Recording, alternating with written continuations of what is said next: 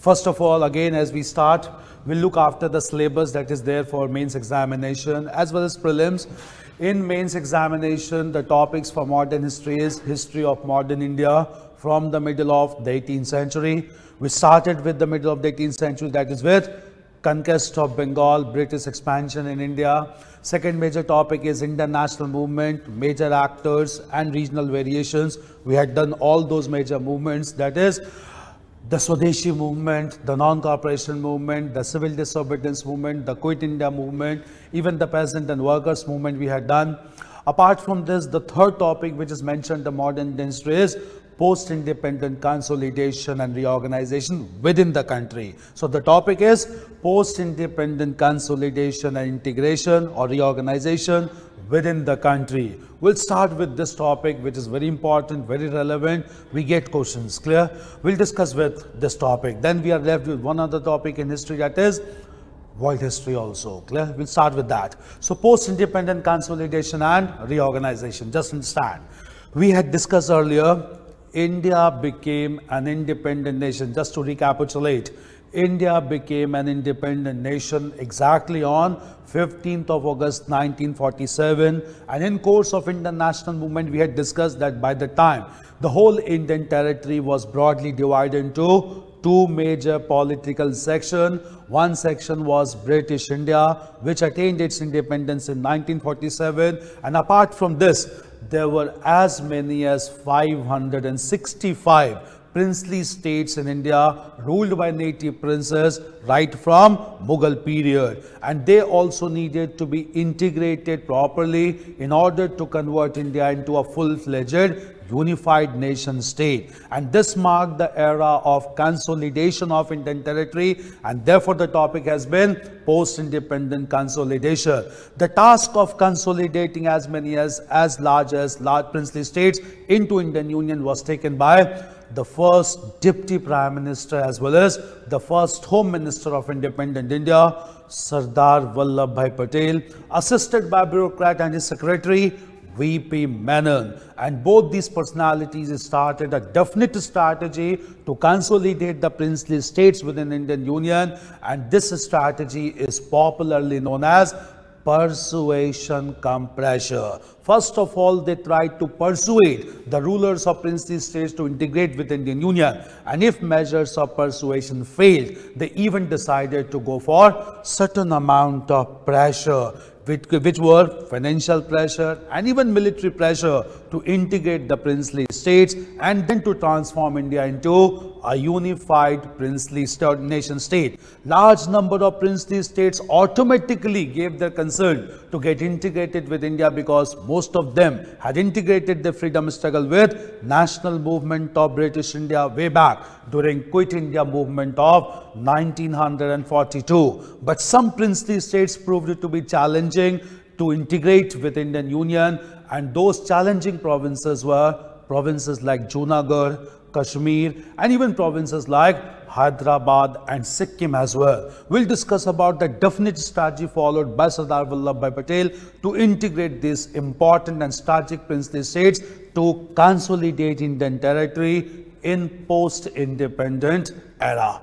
This marked the beginning of a new phenomena, and by 1950 almost all these princely states got unified before the Constitution of India was enforced upon people of India by people of India on 26th of January 1950. It was to be expedited because the principles of Indian Constitution were to be applicable not only for British India but even for large number of princely states to create a federal setup in post-independent era. In this context, we'll understand about post-independent consolidation, then we'll move on to discuss post-independent reorganization. Clear? The two words mentioned are syllabus.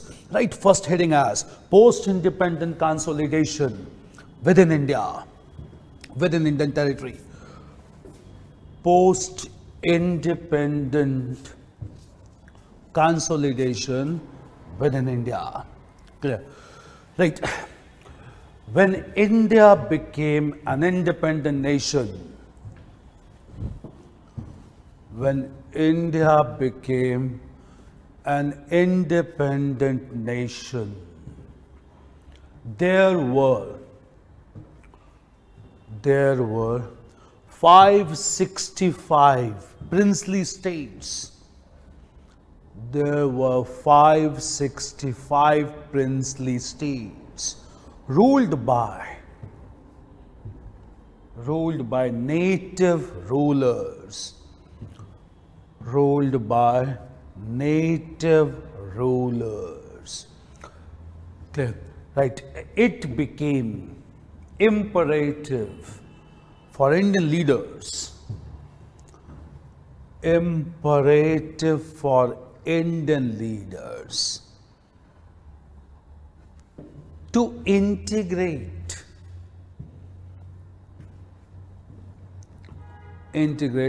all contiguous, adjacent, all contiguous princely states for political consolidation. For political consolidation. Clear? Right. This task was undertaken. This task was undertaken by independent India's first Home Minister. Independent India's first Home Minister, Sardar Vallabhbhai Patel. Sardar Vallabhbhai Patel, assisted by his secretary,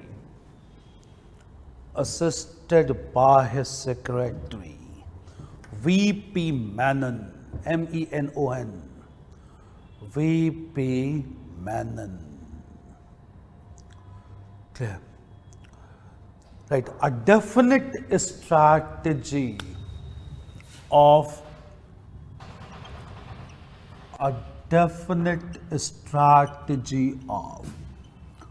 persuasion cum pressure.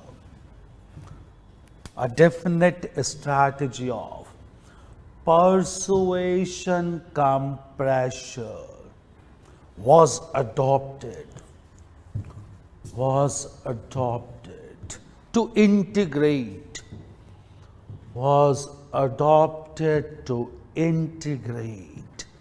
princely states,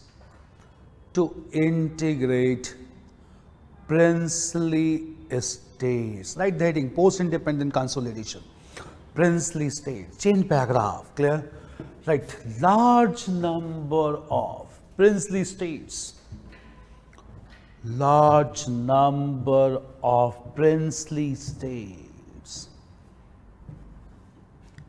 got integrated with Indian Union,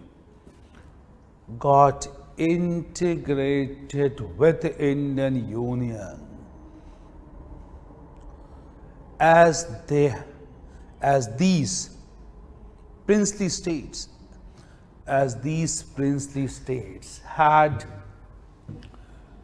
had established synonymity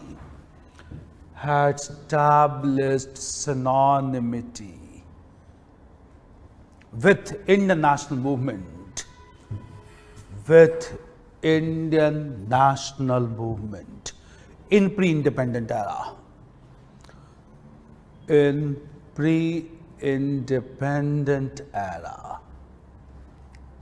Right, however, Sardar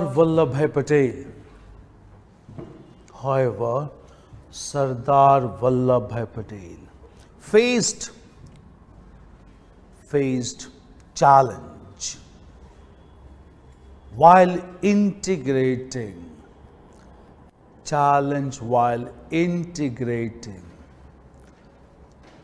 several princely states of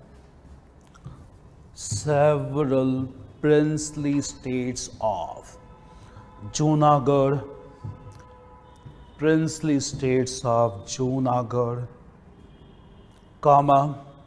Kashmir, Hyderabad,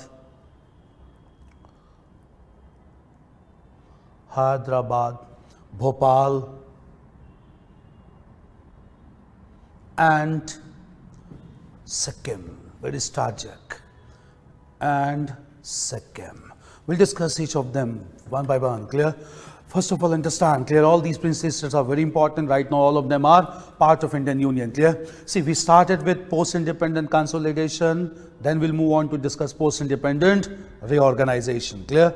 Okay, again, we had already discussed in pre-independent era, just for your information, that Lord Mountbatten, when he was there in India in 1947, under his plan, which is popularly known as the Mountbatten Plans, which is also known as the 3rd June Plan, had technically made it clear that all the princely states will have to get integrated either with the dominion of India or Pakistan, and therefore all these states needed to get integrated. But for this, in case of any controversy, public referendum or public choice was to be undertaken in order to judge public opinion towards integration. And in case the people of any princely state decided to remain independent, it could not be forced by either India or by Pakistan. We need to understand this context in order to understand certain controversies which took place with regard to integration of princely states with Indian Union. First of all, we'll understand the case study of Junagadh. Clear? Just understand first of all, Junagadh was highly strategic princely state located between both India and Pakistan. The strategic importance was such that the Junagadh province shared all its land boundary with India, and at the same time, Junagadh shared its sea boundary with Pakistan. Therefore, both India and Pakistan wanted to integrate Junagadh within its own domain. As such, several controversies began to take place. But meanwhile, Indian government began to supply necessary articles, including food articles, to people of Junagadh in order to win their trust and confidence. But at the same time, even though people of Junagadh supported the Union of India, the ruler of Junagadh, Mahabat Khan, and his Prime Minister, Shah Nawaz Bhutto, was highly inclined towards integration with Pakistan. And in this process, Mahabat Khan even signed instrument of accession with the government of Pakistan on 15th of September 1947. So formally speaking, Junagadh became part of Pakistan without conducting any public referendum.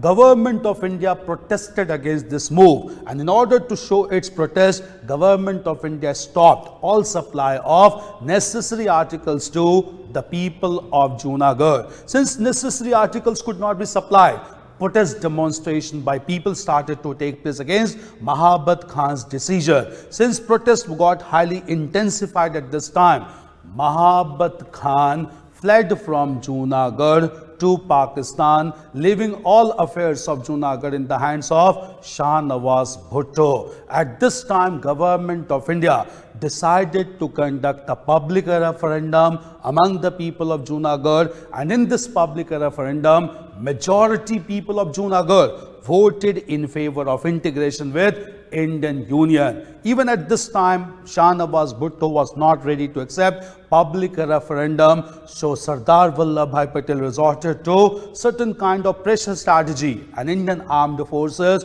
began to enter the region of Junagadh. Out of this insecurity, even Shah Nawaz Bhutto fled to Pakistan, and Junagadh, through public referendum, got unified within Indian territory. And after its unification, became a part of Saurashtra region of Gujarat, the state of Gujarat being created in 1960. We'll come to reorganization of states in post-independent era. This was the story of integration of Junagadh within Indian Union through public referendum. But the same concept could not be applied by Indian leaders to people of Kashmir. We'll discuss about integration of Kashmir that continues to affect India's issues or national issues till contemporary times. Right about Junagadh. Right, separate heading. Yeah, please. Yeah. What is the difference between referendum and plebiscite? Referendum is when people are asked to choose sides, vote for choosing sides. The plebiscite is regarding any issue which they want to vote You mean to say that in plebiscite there can be different issues? Yeah. In referendum there are only two issues, there are only two sides. Vice versa. For referendum, Huh. we take the opinion of the public, and for plebiscite, it is taken to choose sides. For the But again, the referendum is also, again the choice is of public only in plebiscite also. What is the difference in plebiscite and referendum? What is the difference in plebiscite and referendum? Yeah, we come across these two terms off and on. What is the difference between referendum and plebiscite? Public referendum, you must be saying, even now people of Kashmir largely demand public referendum should be held, plebiscite should be held sometimes. What is the difference? There's a difference between public referendum and plebiscite. See, public referendum is a democratic tool to assess public opinion. Clear? Meaning that when we use the word democratic tool, it means that it is to judge the voluntary opinion of the masses on any issue. It may be applicable, it may not be applicable also. Clear? So public referendum is something to judge public opinion on certain issues. But when we use the word plebiscite, plebiscite means it is not a democratic tool. Once the decision of the public has been given, it has to be mandatorily applicable. Clear? Therefore, it is termed as plebiscite. So, public referendum is a democratic tool to assess public opinion. It may be applied, it may not be applicable. But once public choice on plebiscite, through plebiscite is taken, it has to be mandatorily applied. So, it is not a pure democratic tool. Rather, plebiscite is considered to be a kind of caution. Once it has been taken, it has to be applicable. Clear? So, public referendum is a democratic tool, and democratically, Junagadh got integrated with Indian Union. Right? Separate heading, integration of Junagadh.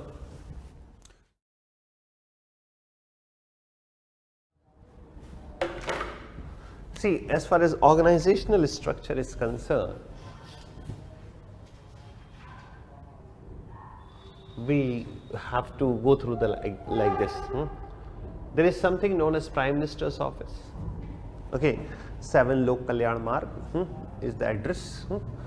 Under Prime Minister's office, we have Department of Atomic Energy, Department of Space, isn't it? And Department of Atomic Energy is headed by a secretary. This secretary is not an IAS officer. It is always a nuclear scientist like Dr. Shekhar Basu nowadays, and prior to him Dr. Anil Kakodkar. He is one of the most prominent nuclear scientists of our country. They are the one who are the secretary to this body. Sun lijiye. This Department of Atomic Energy controls the operator. Who is operator? Operator is the one who is responsible for the construction, operation and maintenance of the reactor. You are constructing, you are operating, you are maintaining the reactor. So tell me one thing, we link it with nuclear liability. If tomorrow the accident takes place, who will pay the compensation? आप ही बना रहे हो हिंदी संस्करण, आप ही बना रहे हो, आप ही उसका संचालन कर रहे हो, आप ही उसका प्रबंधन कर रहे हो, और उसमें कल को नाभिकीय दुर्घटना हो जाती है, तो ये बताइए क्षतिपूर्ति का उत्तरदायित्व किस पर होगा? उन्हीं पर होगा. Very good. On whom? On the operator. Operator, see, let me give the English version. Macaulay बहुत खुश होता होगा आजकल हमें देखकर, like we have become so English, isn't it? His dream has come true nowadays. It's like this. That if you are responsible for constructing, operating and maintaining a reactor, and tomorrow something goes wrong in the form of accident, then the complete responsibility, legal as well as financial, there is nothing like moral responsibility. Here it has to be legal. Legal means the provisions of IPC, CRPC and very strong provisions like 302 and 307 will come into play, because obviously nuclear accident, you know, there is only one thing which is worse than a nuclear accident, that is nuclear weapon. Isn't it? You cannot get away by saying sorry sir, it won't happen again. That lies on operator. Okay, how many operators we have? 2 operators. NPCIL, Nuclear Power Corporation of India Limited, It is a public sector undertaking of the government of India. And another one is Bhavini, Bharatiya Navikiya Vidyut Nigam Limited. These both are public sector undertakings of the government of India. All the reactors we have, except one, listen, PT question, all the reactors except one at Kalpakkam are being operated, maintained by NPCIL. The one at Kalpakkam by Bhavini. Just listen, reactors based on uranium-235, operation, construction, maintenance lies with NPCIL.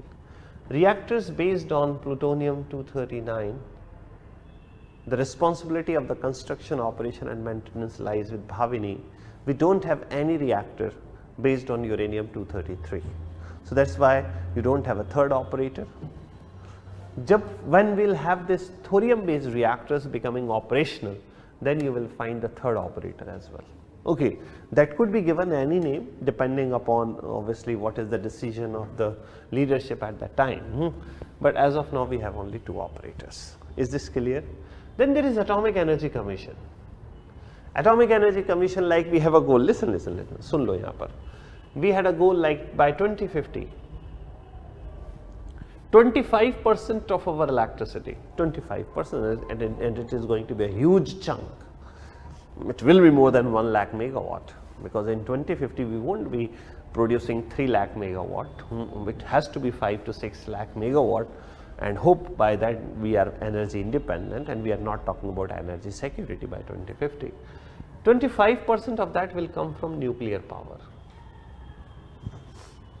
Okay, and listen, that is where NSD membership become all the more important, because it will enable you access to that nuclear technology, but that I am not talking about. This target is decided by Atomic Energy Commission, isn't it? So the secretary, listen, the secretary to the Department of Atomic Energy is the ex officio chairman of Atomic Energy Commission. Ex officio chairman, like you have vice president, and at the same time vice president is the chairman of Rajya Sabha. Am I right? That is what the relation between the secretary and the Atomic Energy Commission is. Listen. After Atomic Energy Commission, obviously if you see, we had a law known as Atomic Energy Act 1962. Atomic Energy Act 1962, why this law was passed in 1962? Answer is very simple. In 1962 we signed an agreement with the US, and under that US agreed to give us 2 nuclear reactors, and which all of us know those 2 reactors were installed at Tarapur. Yaad aa raha hai? India's first 2 nuclear power plants were in Tarapur. So these 2, obviously when you have the reactor you need a legal framework, isn't it? That legal framework was provided by this. And again listen, as all of you know, probably much better, or rather I am sure, not probably, definitely much better than me, that atomic power comes in union list, isn't it? No state in our country has any right to do anything related to nuclear. It is not at all like nuclear, telecom, defense. These are some of the major things. So as per this law, only central government or the government of India has the rights to take up the material, construct the reactor, dispose the waste. They may give electricity to the states, that's a different thing altogether. अच्छा ठीक है sir, फिर क्या हुआ? सुन लो थोड़ा सा. Then as per the provision of this law, safety regulator was established. In the form of Atomic Energy Regulatory Board in the year 1983. Safety regulator. Who is safety? What is the role of safety regulator? Sir, kya kaam hota hai? Like say for example, tomorrow government of India decides to construct say 2 nuclear reactors, say in where? Anywhere in the country, nearby a water body. So then the first body to visit that place will be Atomic Energy Regulatory Board. Is it safe to construct reactors here? What will be the implication for the people staying nearby? How many people will be moved out? What will be the impact on the biodiversity? If they get all these boxes ticked, not crossed, ticked, that means yes, we have the answers for these questions. Then only operator will be given permission, yes, you can come and construct these reactors. When the operator has constructed the reactor, it takes somewhere around 7 years to construct one reactor. Okay, it is obviously quite a reasonable time. You are not constructing a normal building, it is a nuclear reactor. And moreover, there is transfer of technology at times, that is also get delayed for some reason or the other. Then once the construction is done, the first body to visit to inspect that will be AERB, that OK tested. Once this OK testing is done, then only operator can commence the operation of that reactor. Then switch on, isn't it? Although don't write switch on. Say, God forbid, there is an accident in that reactor. So the powers to investigate the reasons behind that accident lies with whom? AERB. You cannot give that to operator because that will be conflict of interest. How can you be obviously investigating something against yourself, isn't it?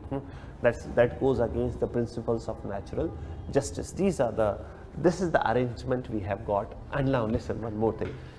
Atomic Energy Regulatory Board lies under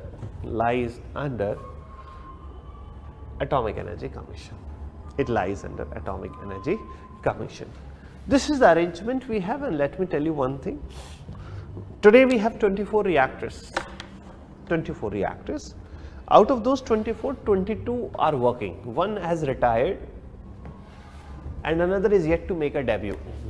Okay, the Kalpakkam reactor is yet to start.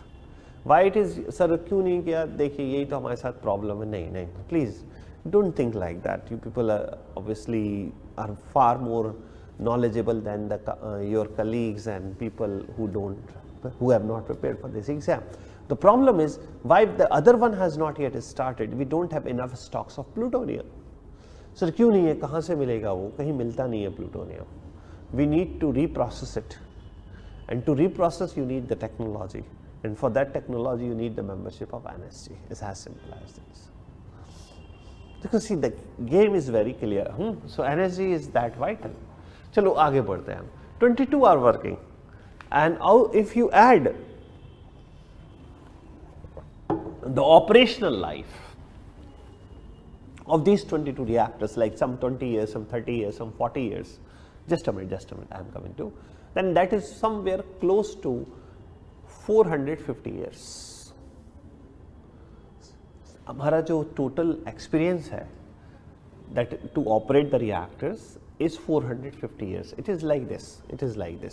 Like some of you might have already spent like 10,000 hours obviously of your life on reading and obviously studying different things. So means you are adding every day how much you are. So one reactor is operating for 50 years, another operating say 30 years. So our experience of operating reactors is 80 years. Are you getting my point? So इसी तरह से it is 450 years. What I am trying to say, in these 450 years we don't have any serious nuclear accident. There have been minor instances which we call as incidences, but not accidents. And what are those incidences? Let me give you one example. Like there was leakage of water in the Kakrapara nuclear power plant. Leakage of water is different thing than what happened in Fukushima in 2011. That was an explosion. What happened in 1986 in Chernobyl, that is still regarded as one of the worst nuclear accidents in the history of the mankind.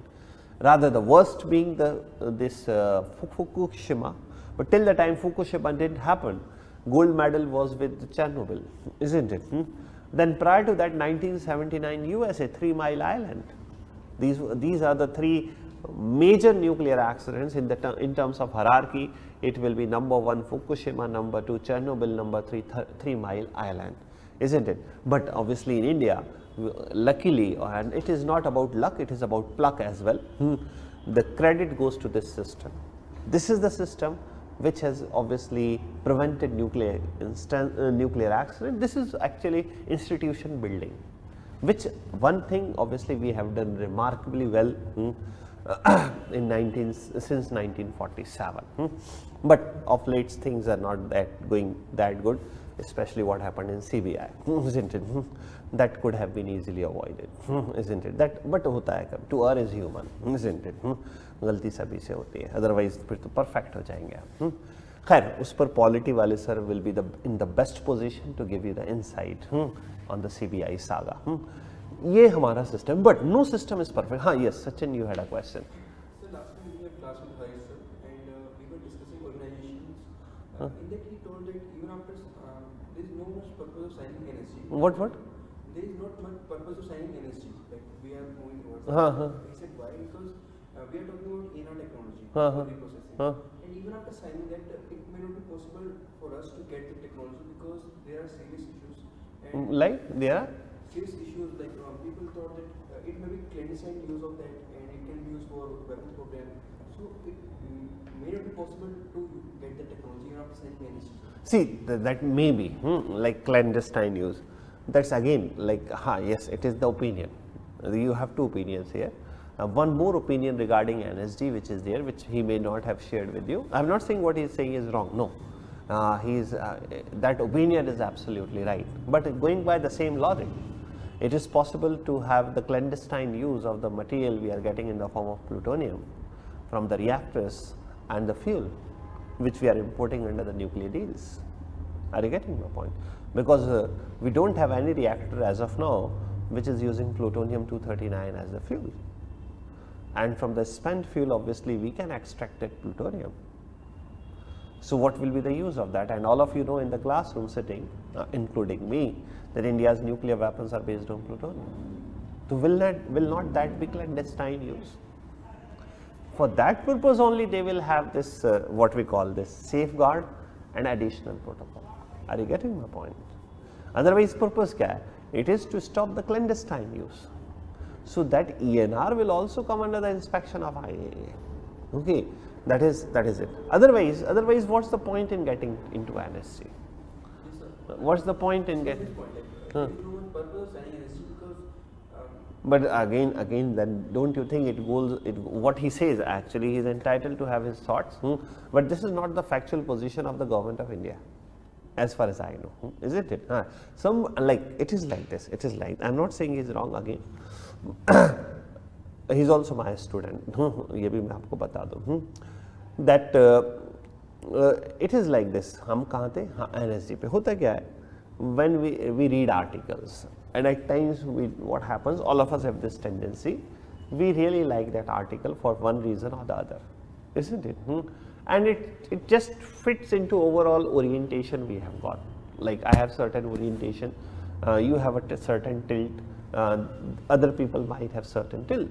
So obviously that is opinion, he is entitled to have the opinion. Similarly I am also entitled to have my opinion. This is disagreement, okay.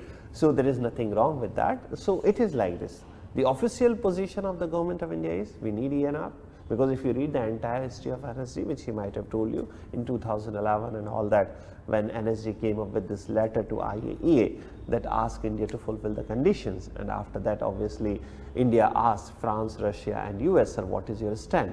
They said, sir, as far as ENR is concerned, you need to take the membership, am I right? Isn't it? And for the other thing, you need to obviously, we have already signed the agreement, because these things do not apply with retrospective effect. So before this this letter of NSG chairman came up in 2011, and the reason was that Nuclear Liability Act of 2010, which US was not happy, we have already concluded the agreements for the nuclear reactors. The construction began later on, but ENR didn't happen. Why ENR didn't happen? ये भी मैं आपको बता देता हूँ. Please listen, it is for all of you. First you get the reactor, then you get the fuel. Are you getting my point? From US, Russia, France. Mongolia, Kazakhstan, Uzbekistan are not giving you the reactors, they will directly supply you the fuel, which we are already using in those 14 reactors, which we have included in the civilian category as per the separation plan under nuclear deal, okay, which I am going to discuss with you. Usme hum kahan se fuel लाएंगे? US will give the fuel only for those reactors they are supplying. Russia will give only fuel for only those reactors they are supplying. France will give fuel for only those reactors which they are supplying. Besides that, we are planning to construct 10 more PHWR, am I right? Which we are going to discuss. We are already having obviously 14 reactors which are civilian. For that the fuel will come this way. तो वो सारी चीज़ें फिर कहाँ से होंगी? From that will take out the plutonium, और उस प्लूटोनियम को निकालने के लिए एनआर चाहिए। फिर तो आप देखिए, अब आप एक और आर्ग्यूमेंट है मेरे पास, I have the argument, if you see Indo US nuclear deal, then why we fought for reprocessing, right to reprocess. We have a right to reprocess under Indo-US nuclear deal. Means that this is spent fuel which we are getting from the reactors. We will not be shipping back. We will be obviously taking certain things out of it. तो फिर बात वही हो जाती है कि फिर हम उस spent fuel को क्यों रखेंगे? If we will not take out the plutonium from that, that will be simple waste for us and a very, very harmful waste. So these are the questions. Obviously, and in my opinion, based on these arguments, obviously we will have access to ENR, because anything in nuclear can be used for clandestine purpose. Most of the things in space can be used for clandestine purpose, isn't it? Rockets can be used for converting into ballistic missiles, am I right? Isn't it? So that's how it goes. So defense and space, defense and nuclear comes quite close. So based on that, obviously, my opinion, if we get the membership tomorrow, we will definitely try to get the ENR. There is no guarantee. Obviously, going by the norms, they have to give us ENR, or else they have to come up with something new, which we don't know as of now, isn't it? तो ये मेरे राय में तो थोड़ा सा मेरा argument, I differ without any disrespect towards anybody.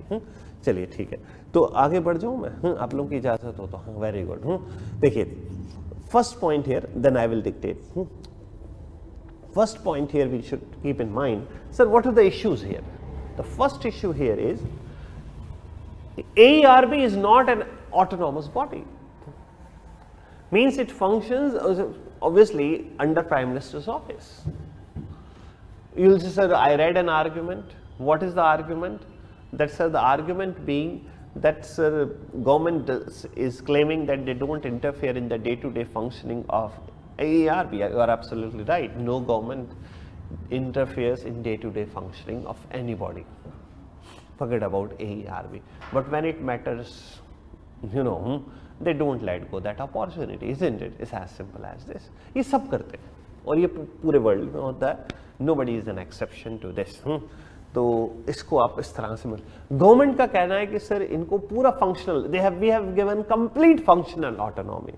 Then people are saying, sir, if you have given functional autonomy, why don't you convert that autonomy into legal autonomy? And to convert that, this is de jure autonomy. De jure means by law, D-E-J-U-R-E.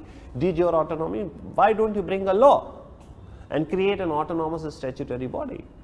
For that purpose, a bill was drafted and presented in 2011, which has again been presented in 2015.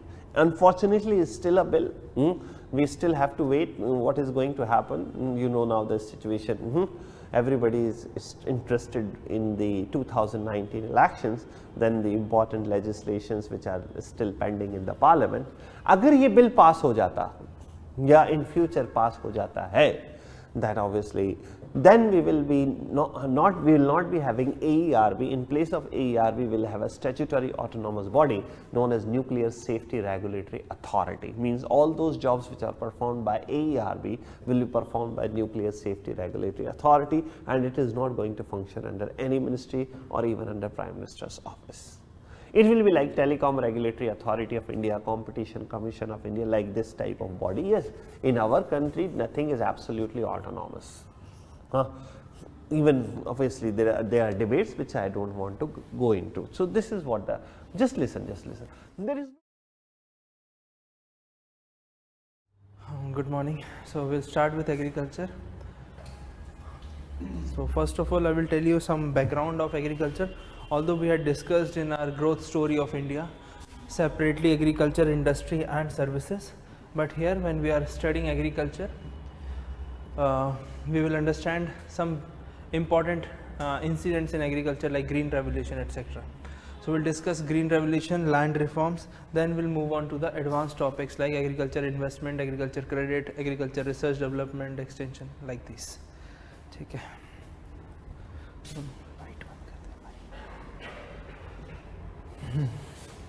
So first of all, do you know that the employment contribution in agriculture sector, so employment contribution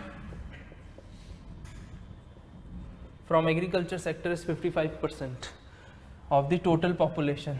But when we talk about the contribution of agriculture in GDP is 14%. So you can see that people engaged in agriculture is far more what is required. If we compare with United States of America, this is India, this is in current situation. So in US, the GDP contribution is 4% and population engaged is 2%. So you can see that the amount of productivity. But here, so it means what happened, whenever we will see the linkages between agriculture and industry, this linkage is missing in India, because whenever you have shifted from agriculture to industry and later on services, but what about employment contribution? This was not happened because of the less skill people are possessing engaged in agriculture sector. Because suppose for example there are 100 persons engaged in agriculture sector. If we want to move some of the person from agriculture to industry, we need to provide skills. If suppose only 20% are capable enough to be skilled, then these 20 will be moved towards industrial sector, other 80 will remain in agriculture sector.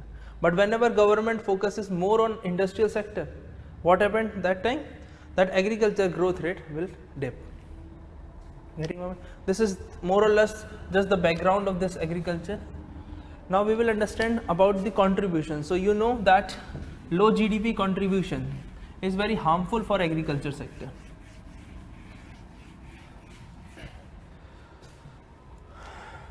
Because agriculture sector is directly related to poverty. If 14% is the contribution and 55% approximately people engaged in agriculture, it means these people are living in poverty because income distribution is less. So the agriculture GDP, agri GDP, this is what we call 14%, is obviously not fulfill the demand of these 55% of the people. What will be the result? Poverty. So according to one estimate that if you want to reduce the poverty, you need to increase agriculture GDP. So whenever you will find that if there is 1% growth in agriculture GDP, then it is far more better in comparison to other two sectors in reducing the poverty in our country. If we compare, that's what I want to say, that if we compare 1% growth rate in agriculture, industry and services, if you achieve that 1% growth rate in agriculture in comparison to the other two sectors, it is far better in terms of poverty alleviation. So that is why we need to focus on this agriculture GDP growth rate. Now generally we say that 4% GDP growth rate is sufficient. Agriculture GDP growth rate 4% is sufficient for agriculture. It means here if we talk about total growth rate, we are aiming for double digit growth rate. It means this is the desirable path, desirable number that India want to achieve. So in agriculture 4% is the target every year. Now who will decide this target? So according to new agriculture policy in the year 2000, this target was decided and this target will be valid till 2020. So it means the question can still come because of we are approaching 2020. Last year we have achieved the growth rate of 4.1%. So that's quite commendable. But whenever we think about previous growths, it was like 3%, 1.1%, 2%. So it means we cannot be happy with this particular achievement in one single year. Getting my point? Now we'll write few lines. So you write, first you write heading, then we'll write background of agriculture since independence. That is the subheading. Background of agriculture since independence. Background of agriculture since independence.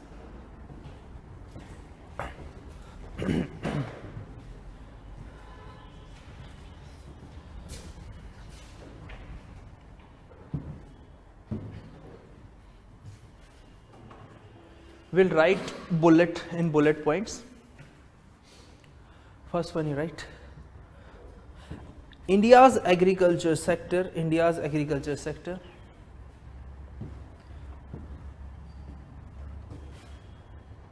has been an important sector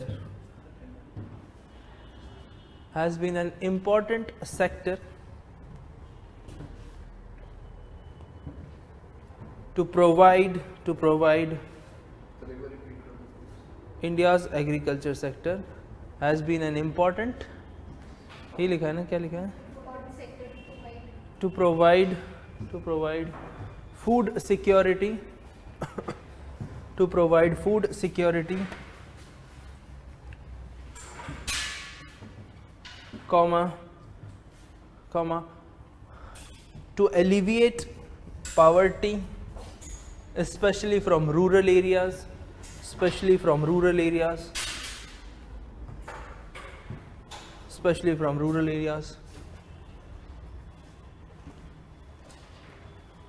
full stop. The low contribution of agriculture to GDP, the low contribution of agriculture to GDP in the present time is not the concern,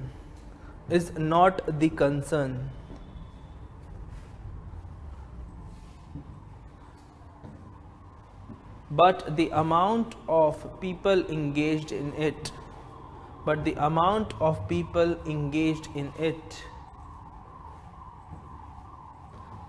is quite large.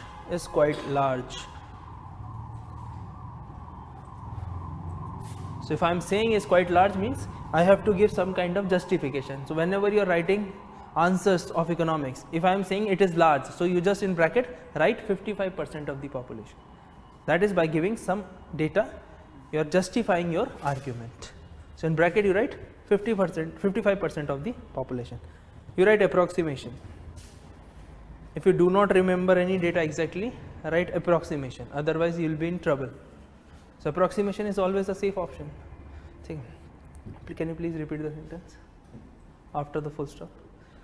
The low contribution of agriculture to GDP in the present time is not the concern, but the amount of people engaged in it is quite large. Full stop. The main role of policymakers are here is to shift the population from agriculture to non-agricultural sectors.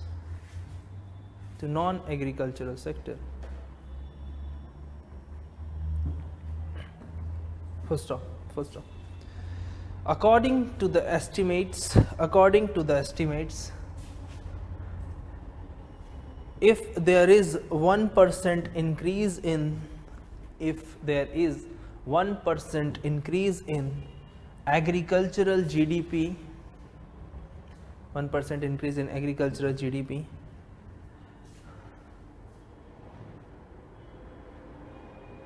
then it is very beneficial to alleviate poverty.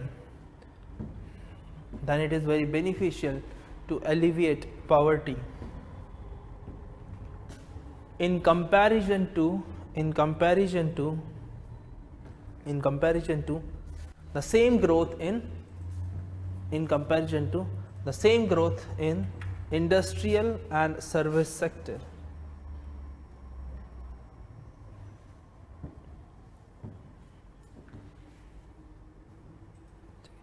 I hope you understand this paragraph, very simple paragraph, just the introductory paragraph. You write one more line. High agricultural growth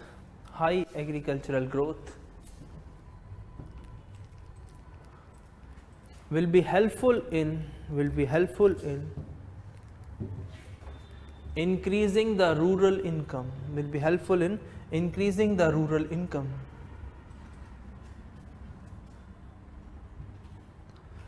And that rise in the income will lead to, and that rise in the income will lead to lower poverty. Lower poverty.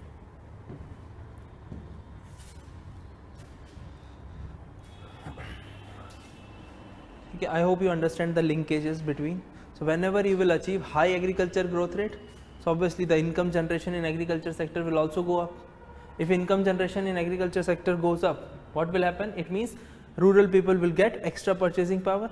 If they will get extra purchasing power, obviously it will be helpful in alleviating poverty. This is the linkage between agriculture and poverty. Now you know that if you are shifting population from agriculture to other sector, you require some kind of mechanism. But there is one biggest problem, is all about migration. So if you are shifting from one to place to other, it means if you provide certain good facilities to agricultural sector, especially in rural areas, you will be able to stop the migration. Now there are two types of migration. You understand migration? People moving from one place to another. Out migration and in migration, or what we call push or pull, or immigration or emigration, whatever you want to say.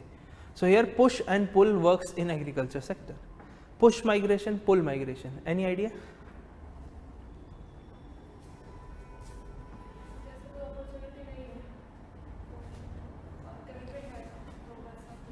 Suppose you are living in your hometown. So Delhi working as a pull migration, because this place is attracting you, that will go and prepare for civil services. That is pull effect. Push effect is you are living in a rural area where there is no resources. Getting my point? You will not able to find employment. Then that particular area will push you towards the areas which are providing better opportunities. Getting my point? So you write in the next point. Better agricultural growth rate. Better agricultural growth rate will be helpful in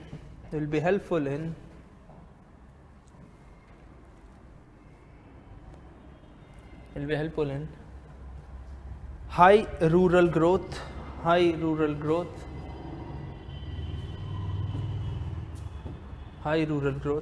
that will stop, or that will control, you right, that will control migration from rural to urban, that will control migration from rural to urban.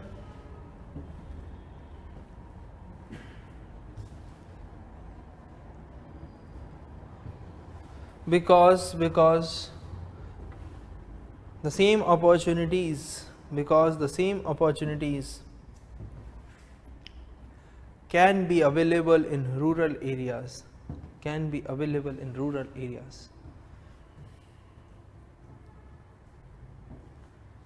Full stop.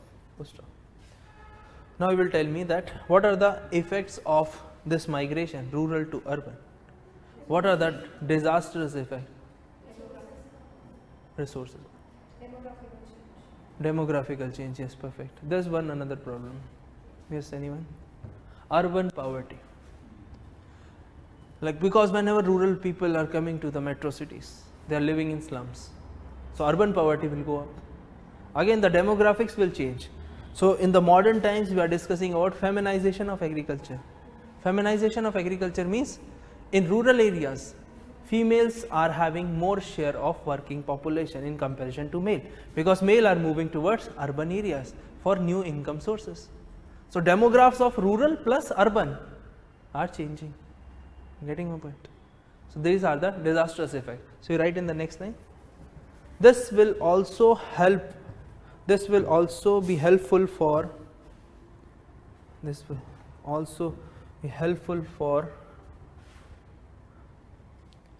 reducing urban poverty.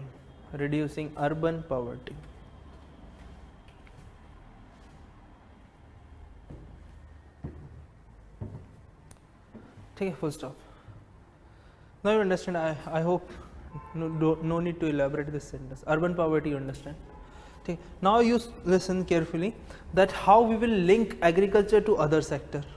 Linkage is very, very important because UPSC is not asking direct questions now. They are linking topics into syllabus. So whatever the topics mentioned in the syllabus, like 3 topics are more or less very much overlapping: poverty, employment and agriculture. These 3 topics are obviously interrelated. So you can find that always there is an expectation that a question will come about linkages of these 2. Now whenever you will link agriculture. So this feminization of agriculture isn't a good thing? No, it's not a good thing. Doesn't it provide encouragement or upliftment to the woman? Upliftment to the woman, that's a great thing, but I'll tell you whenever we'll discuss land reforms that because of the landless laborers, feminization of agriculture led to exploitation of females. Dependent on themselves. But they are landless laborers, and landless laborers do not get any benefit. You know that whatever benefits government is giving, landless laborers are not getting it because these are landless. They do not have land, so how can they claim? That's the main problem. We always think about from agriculture perspective. We always think about for marginal farmers, landless laborers, etc. But we cannot make policy, agriculture policy, by keeping in mind about large farmers, because large farmers are getting benefit, tax benefit, number 1 benefit, benefits of modern inputs, benefits of credit, etc. They will get everything. So after this topic, after the highlight of this agriculture since independence, we'll discuss land reforms. First we'll discuss traditional land reforms, then modern land reforms. Then we'll discuss Land Act. You know that there is one act, suna aapne, the Right to Fair Transparency in Land Acquisition, Rehabilitation and Resettlement Act of 2013. That's a big name, popularly known as Land Act 2013, and Land Bill 2015, one of the most controversial bill ever since independence in agriculture sector. So Land Acquisition Bill. So we'll compare these 2, Land Act versus Land Bill. Okay. Then after that we'll move on to topics of agriculture. Okay. So now we were discussing linkages. So from agriculture to industry to services, if we want to link, now you will tell me, if we achieve better agriculture growth rate, how will it affect, in obviously in a good sense, to agriculture, to industry and to services? If you achieve better agriculture growth rate, what will be the benefit for industrial sector as well as service sector? Agro-based industry will get the boost, yes. Any other? The purchasing power of people will help the sell more Producer, that's perfect. It means the demand of the industry. So whatever we will see that the industrial production will go up because of the rural demand for that industrial production will also go up. Getting on. What about services?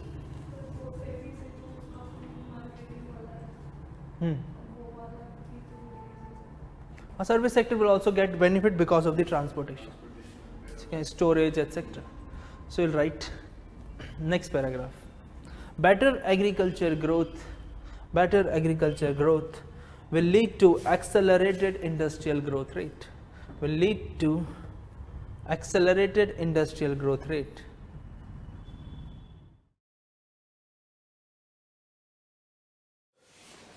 मेरा नाम विशाल है और आप लोग मुझे मेरे नाम से बुलाएं, मुझे अच्छा लगता है। तो कि नाम बता देंगे तो अच्छा रहेगा, हालांकि याद। हाँ, ये टॉपिक जो है मेरा एक प्रोफेशन है, जो डिजास्टर मैनेजमेंट जिसको बोलते हैं, दैट इज़ माय प्रोफेशन। मैं डिजास्टर मैनेजर हूँ अपनी डिग्री से भी, और अभी currently I am working in United Nations और गेस्ट फैकल्टी हूँ लबासना में और कई सारे ATIs में। चिंता मत करो, वहाँ मैं ही मिलने वाला हूँ। But there I go for some topics, not पूरा डिजास्टर मैनेजमेंट कोर्स के लिए नहीं, वो 10-15 दिन का होता है वहाँ। तो उसमें फ्यू टॉपिक्स होते हैं जिसको लेने के लिए बुलाया जाता है अलग अलग लोगों। और मेरे को बहुत सारे फर्स्ट हैंड एक्सपीरियंसेस हैं डिजास्टर मैनेज करने के। जैसे कि रिसेंटली अभी मैं 1 महीने के लिए केरला में था, तब हमारी शायद क्लास थी उस समय, और वो मेरे केरला डेपुटेशन के चक्कर में मैं इस क्लास को ना आपको एक एक्सपीरियंस बनाना चाहता हूँ। मतलब ऐसा नहीं कि आप लोग को बाकी टीचर आके पढ़ा के लिखवा के चले जाते हैं, मैं आपको लिखवाऊँगा नहीं, बहुत कम लिखवाऊँगा, क्योंकि ज़्यादातर चीज़ें मैंने अपने नोट्स में दे दी। आई डोंट बिलीव इन कि ऐसा कुछ बहुत कुछ कॉपीराइट समथिंग, ठीक है ना, बिकॉज सब कुछ अवेलेबल है गूगल पे। आप गूगल भी करेंगे तो मेरा नाम भी गूगल करेंगे तो मेरे बारे में 10 चीज़ें निकलेंगी, ऐसा नहीं। सो इसको एक एक्सपीरियंस की तरह लेंगे, पहला। सेकेंड, इसमें अपना एटीट्यूड डेवलप करेंगे। एटीट्यूड डेवलप करेंगे चीज़ों के प्रति। सेकेंड, इस टॉपिक को करना इसलिए भी ज़रूरी है बिकॉज ये प्री में नहीं लेकिन मेंस में जहाँ से मार्क्स जुड़ना शुरू होते हैं से लेकर इंटरव्यू तक आपके साथ जाएगा। ऐसा देखा गया है कि एनडीए में जो नेशनल डिजास्टर मैनेजमेंट अथॉरिटी है उसके मेंबर्स एज ए गेस्ट होते हैं इनवाइटेड इंटरव्यू बोर्ड्स में। नेचुरल है कि अगर कोई आदमी अपने ऑर्गेनाइजेशन से आ रहा है तो वो सवाल भी आपसे वही जुड़े हुए पूछेगा। दूसरी चीज़, मैं आपको अर्थक्वेक फ्लड ये नहीं पढ़ाऊंगा, I am sorry, because that is geography. कैसे होता है, कैसे अर्थक्वेक बनता है वो नहीं पढ़ाऊंगा। I am here to tell you management, I am here to tell you कि हम लोग कैसे डिफरेंस पैदा कर सकते हैं, ठीक है।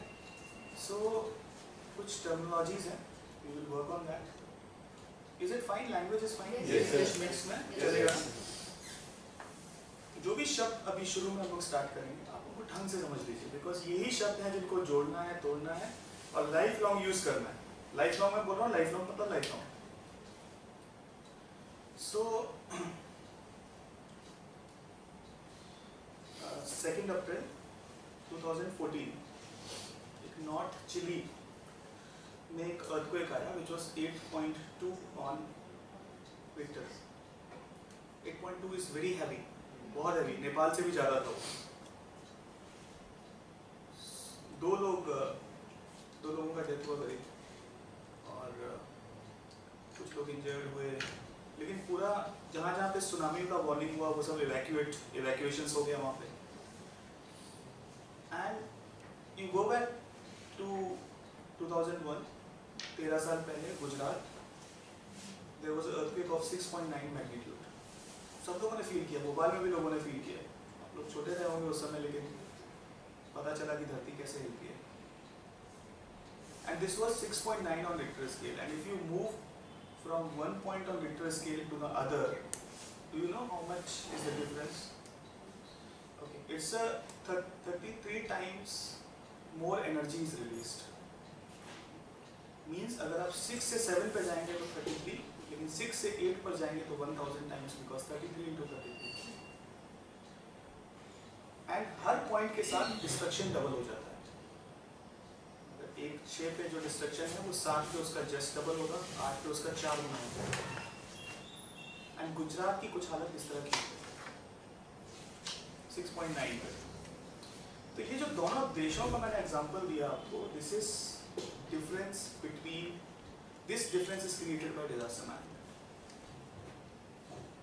अगर आपकी कंट्री में डिजास्टर मैनेजमेंट सिस्टम स्ट्रॉन्ग है तो आप ये डिफरेंस पैदा कर सकते हैं, ठीक है।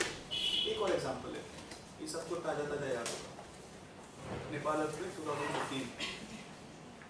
मैं भी पोस्टेड रहा था इस अर्थक्वेक में। आज अर्थक्वेक आया, कल अर्थक्वेक आया, 15-20 दिन बाद फिर अर्थक्वेक आया, ऐसे सीरीज चल रहे थे। ऐसा हिस्ट्री में, वर्ल्ड की हिस्ट्री में सिर्फ 2 बार, दूसरी बार ही हुआ है नेपाल में। एक बार यूएस में कहीं हुआ था जब बैक टू बैक अर्थक्वेक आया था, और ये यहाँ पे हुआ।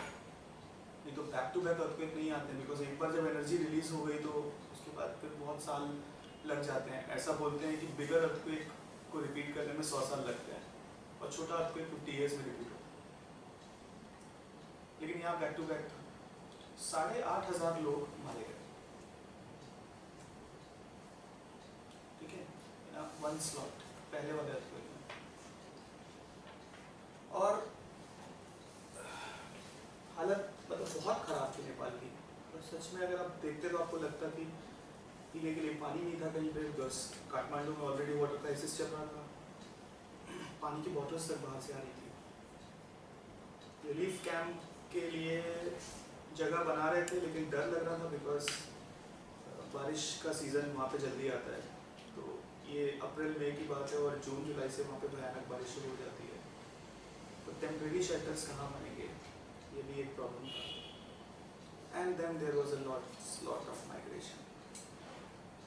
क्या अब चलते हैं same month, same Richter scale earthquake, same year in Japan, nobody died, 12 people have minor injuries मतलब वो जो फर्स्ट एड से ठीक हो जाए, और 4 घंटे बाद जैसे देश चलता है वैसे चलने लगा।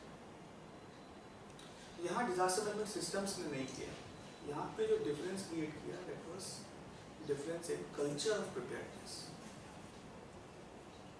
जब हम वर्ड यूज करते हैं, when we use this word culture, it means कि हर एक इंसान, उसका बिहेवियर चेंज हो चुका है, उसका एटीट्यूड चेंज हो चुका है। ही नोज हिज रिस्पॉन्सिबिलिटी कि मुझे इस सिचुएशन में क्या करना है और मुझे किसी की सहायता की जरूरत नहीं है।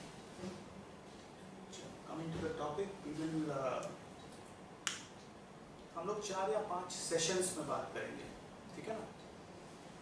एंड जो भी चीज़ आपको नहीं समझ में आती है आप लिख लीजिए, हम एक विंडो रखेंगे 5 मिनट का जिसमें कि वो सारी चीज़ों को रिजॉल्व कर पाए, ठीक है। And be very Frank, call मेरे नाम से बुलाइए विशाल, ये मुझे समझ में नहीं आ रहा है, I try to explain, I come back, I get back to you.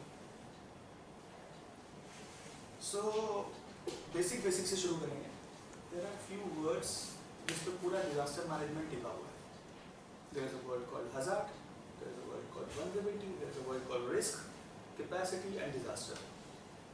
ये जो 5 वर्ड्स हैं, they are the foundation of disaster management systems.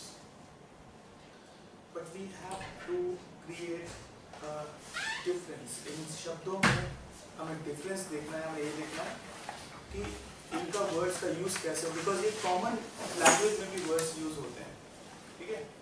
तो first word is hazard.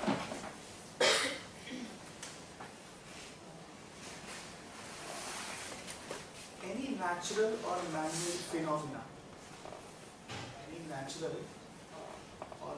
phenomena, which has a potential to cause loss.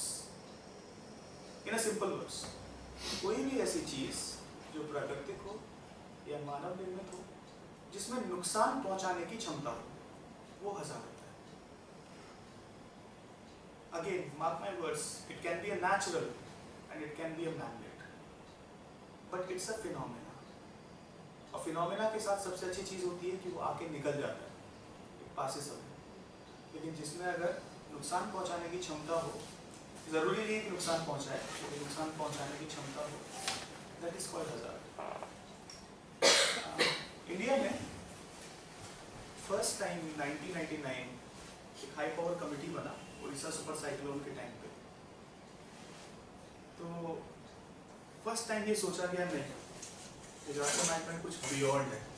उससे पहले it was headed by agriculture ministry. मतलब आप imagine कर सकते हैं कि एक agriculture ministry was heading the disaster management section, because उससे पहले हम लोग ये मानते थे इंडिया में सिर्फ फ्लड और ड्राउट होते हैं और उसमें जो भी लॉस होता है वो एग्रीकल्चर लॉस होता है, कुछ लॉस नहीं होता है।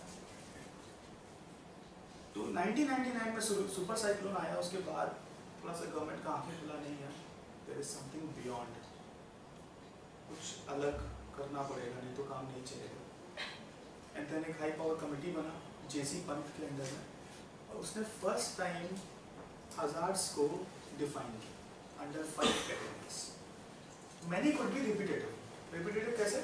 जैसे अर्थक्वेक जो होता है, अर्थक्वेक नहीं, जैसे लैंडस्लाइड जो होता है वो ट्रिगर जो होगा वो अर्थक्वेक से भी होगा और वो रेन से भी हो जाएगा, ठीक है ना। तो 5 categories, the 5 categories which we are talking about is, first is geological, ऐसी कोई भी हजार्ड्स जो कि जमीन से संबंधित रखते, whether it's earthquake, tsunami, volcano, landslide, dam burst, or mine fire, which has to do something with the land, the geology.